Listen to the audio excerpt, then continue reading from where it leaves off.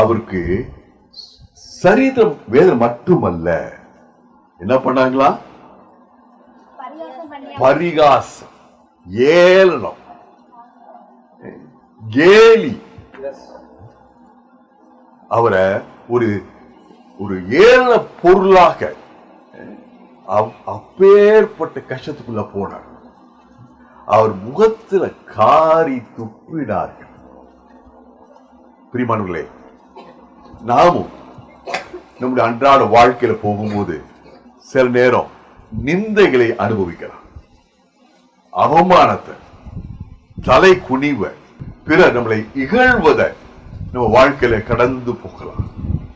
நானும் நீங்களும் ஒன்னே ஒண்ணு புரிஞ்சுக்கிறோம், என்னுடைய நிந்தனையை, என்னுடைய அவமானத்தை, என்னுடைய துக்கத்தை இயேசு சிலுவையில சுமந்தார். ஹல்லேலூயா.